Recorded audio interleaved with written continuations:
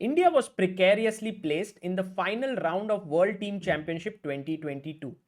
Why do I call it precariously placed? Because we were facing the US team, and in a way we were in a must-win situation in order to be in the top 4 in our group at the World Team Championship. And so the US team, of course, is not the same team that we witnessed in the Olympiad where they had, Aronian, Wesley So, Caruana, Dominguez. It's a relatively weaker team, but also in our team, we did not have all the top players playing. And that's the reason why it was a very interesting matchup. On the top board, we had Hans Niemann taking on Vidit Gujrathi. And this was a very, very interesting battle to look forward to. Hans Niemann, with everything that's happening around him, is a player that everyone's looking at and trying to understand how he's playing and so on. Vidit is in great form recently, playing really well at the European Club Cup, Fall Classic, and so on. And now they were playing in this new format, which has 45 minutes plus 10-second increment. Hans with the white pieces goes knight f3. Vidit puts his pawn on d5. e3, knight to f6, b3 played on the board.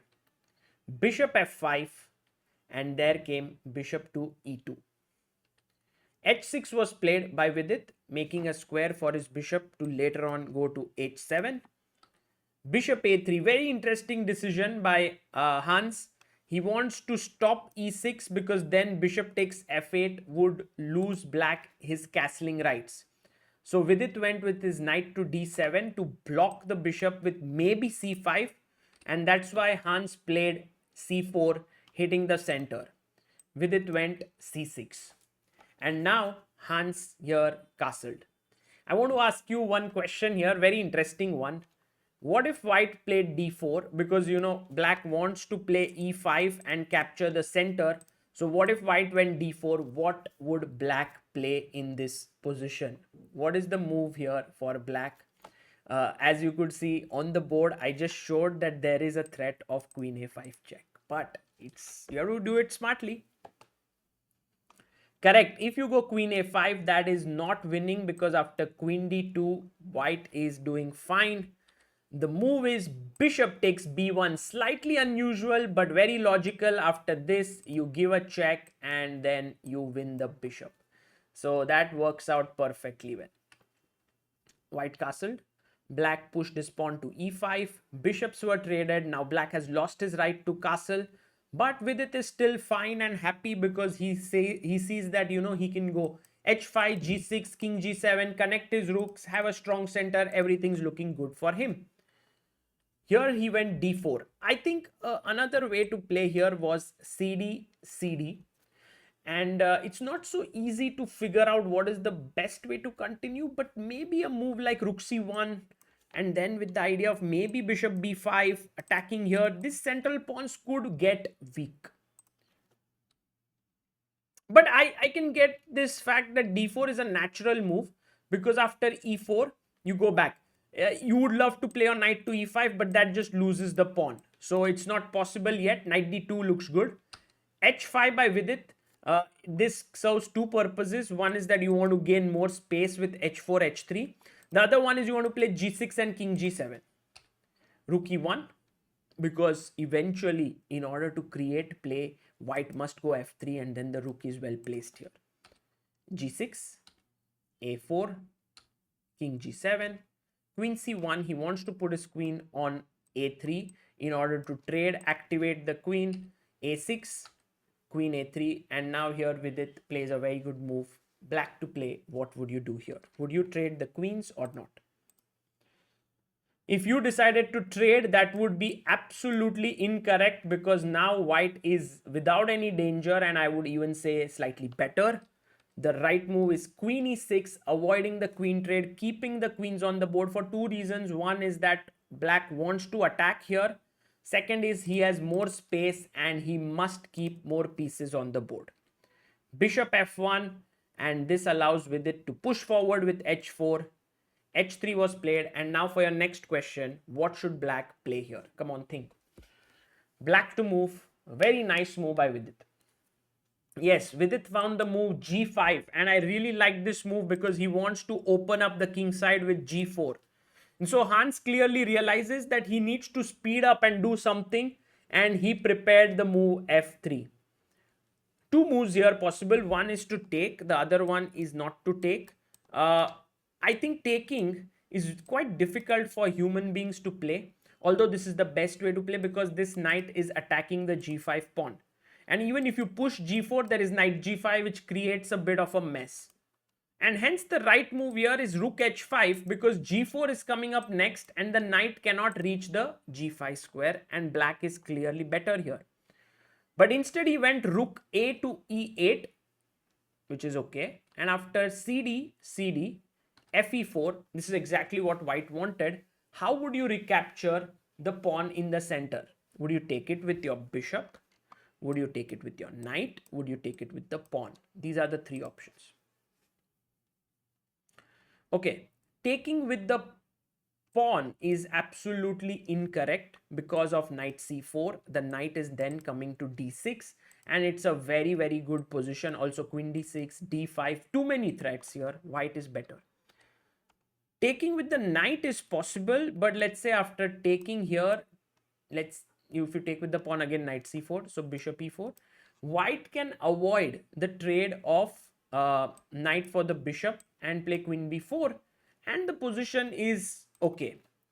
And that's the reason why the correct move here is bishop e4. I really like this move by Vidit, excellently timed, and after knight takes, he takes with the knight.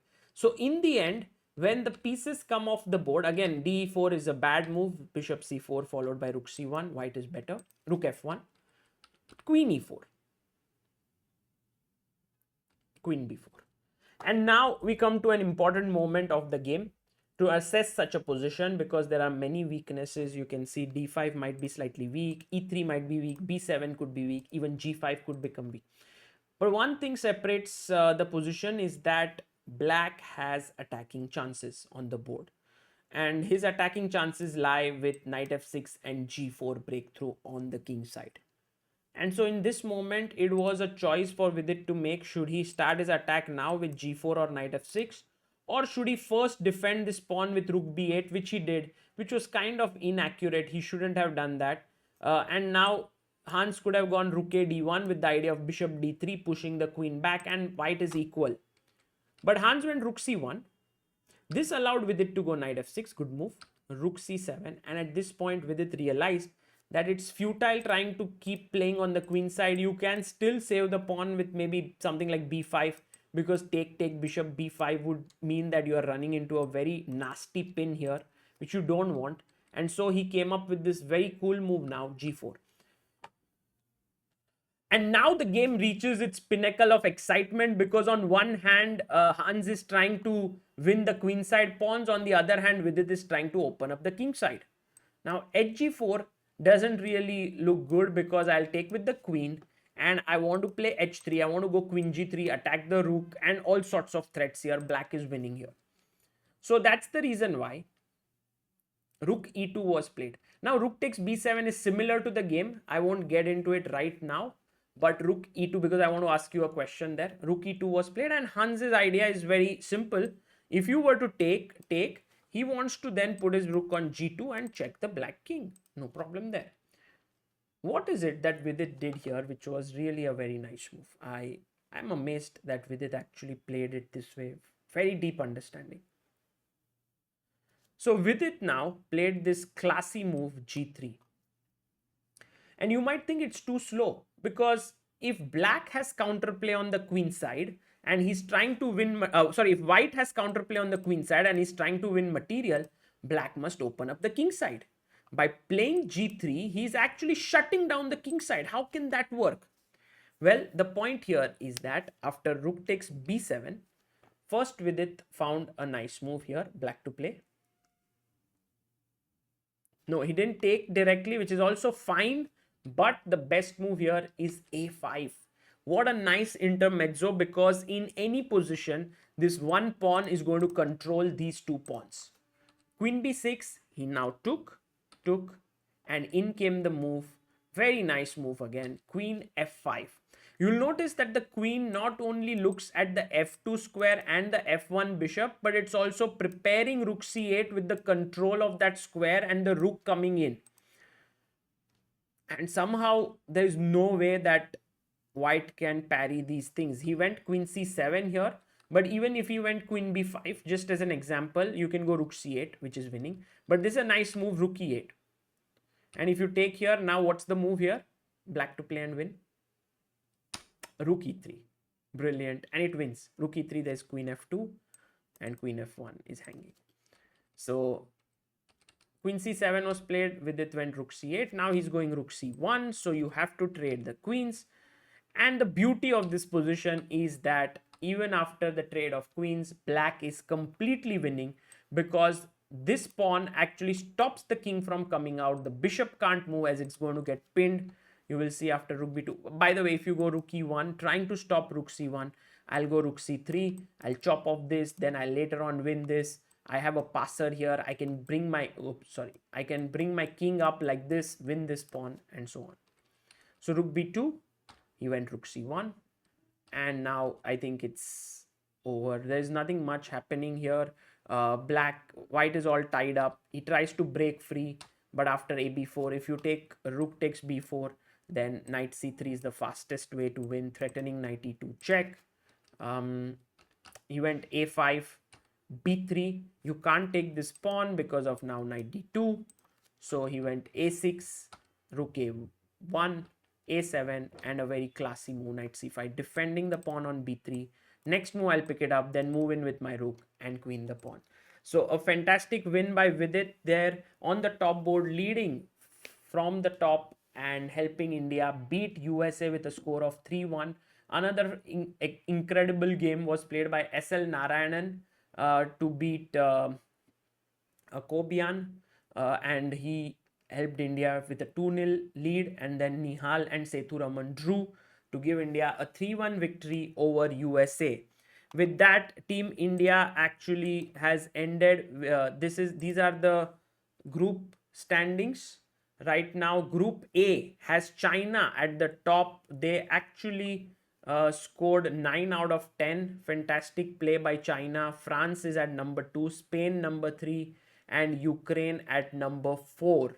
And in the B group, that is India, we have Uzbekistan at number 1 with 7 points, Azerbaijan with 7, India on the third position with 6, and Poland on number 4 with 4 points. So like sort of the main countries in the world of chess are in this tournament, and the quarterfinals lineup looks something like this. It starts tomorrow. We have China taking on Poland, Spain taking on Azerbaijan, Ukraine taking Uzbekistan, and India takes on France. France is a strong team with MVL at the top. They also have other strong players like Moussa Jules, Tigran Gharamian, Laurent Fressinet. So it's going to be a great match. India has good chances the way they played today. Let's hope that it turns out well. It will be a best of 2 match, and in case of a tie, we have the Armageddon. We will be streaming it live on ChessBase India on 23rd of